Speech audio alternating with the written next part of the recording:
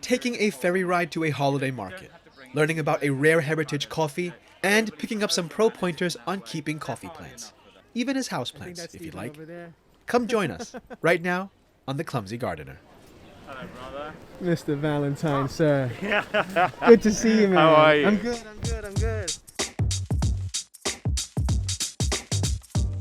We're at the handmade Hong Kong Discovery Bay Sunday Market.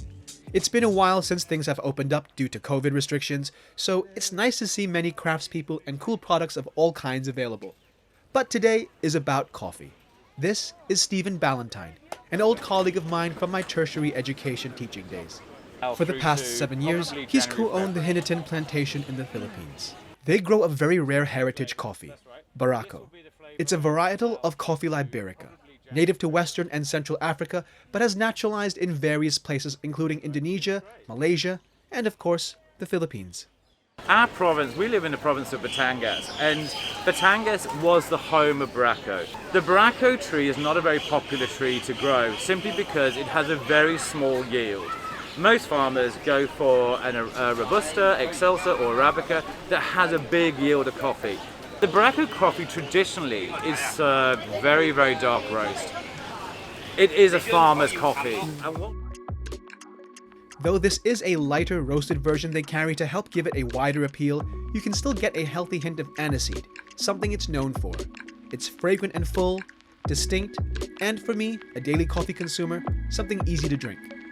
They're also selling other products they've developed, such as chocolate made with their own cacao, cold brew coffee with various infusions, and soaps made with byproducts from their primary crops. Look at mine, look. Look, I'm a perfect example of how good this is. And I'm 200 years old. They also try to carry coffee from other regions, including Vietnam and Yunnan province in the Chinese mainland. But of course, the primary product we are curious about are the plants. All right, and now let's get to The babies. the trees. They're beautiful. Yeah, they really are. So how long does it take for them to get to about this size? Yeah, that's about 6 months old now. And to make a full tree where you're actually getting coffee takes about 3 years. We sell the Baraka ones really quickly. And so this is why at the moment we've just got the Arabicas on the stand. Fair enough. And although we're Barako fans, we're not obsessed by it. Much. No, well, So we use raw bean that actually we buy directly from farms, and so we plant them here. You will see quite a few stems actually within the pot because simply we never know how many are actually going to grow. And so what we'll end up doing is generally spread this one out a little bit to make this into 2 plants. They're perfect house plants at the moment. They can go in the garden, of course, and if you put them in the garden, they're going to grow much bigger. Coffee trees are naturally very, very deep rooted, so keeping them in pots, you kind of need to really give them a bit of TLC, really, a bit of tender loving care. And on that note, here are some fundamentals, starting with watering. Around 2 to 3 times a week should do it. You want to give it some moisture, but never too wet or waterlogged. If you overwater them, the roots will rot. At this time of year, we get a little bit of browning on the leaves. The weather is fluctuating between quite cool at night and quite hot during the day, so you start getting a little bit of browning. I personally don't mind it, but it's a simple case of just if you see it, just simply pulling it out and then discarding it, which allows room for growth. They like space and they like light, so a coffee tree should really be kept semi-shade, semi-sun. So if you're growing them indoors, you can find a bright windowsill perhaps that gets some gentle morning sun, or a spot with generally bright but indirect sunlight. The arrangement for growing these plants commercially is of course different. These plants fill out the pot nicely, creating more of a bush. On farms, they're spaced out and cared for in a way to maximize fruit production. But of course, like many trees, pruning is a key practice required to maintain good plant health. The leaves will stay quite small on the outside if you don't start trimming it. It doesn't like to be too close together. It's social distancing and it's in very natural form.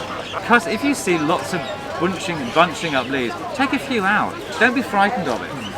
They will come back. if you top it, that also allows it to bush more. Exactly, as well. that's exactly right. Exactly right. So here you can see we've done that and we've got some nice new growth on the tops. But what you don't want it to do is become a very tall, spindly tree. Do keep trimming the top, and this will grow. You can have a good 6 foot out of this. Just from this.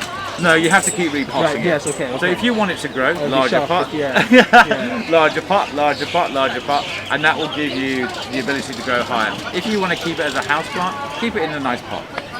And even now, pruning would still be fine for it generally. Yeah, absolutely. Yeah, I prune all the way through the year.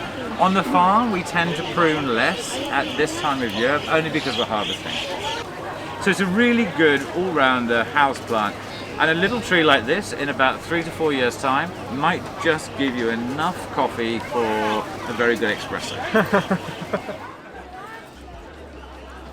In a few weeks, we'll visit Stephen again, where we'll talk about the wild coffee that grows on Llama Island, take a look at some well-established trees, learn about mature tree management for fruit maximizing, and of course, taste testing.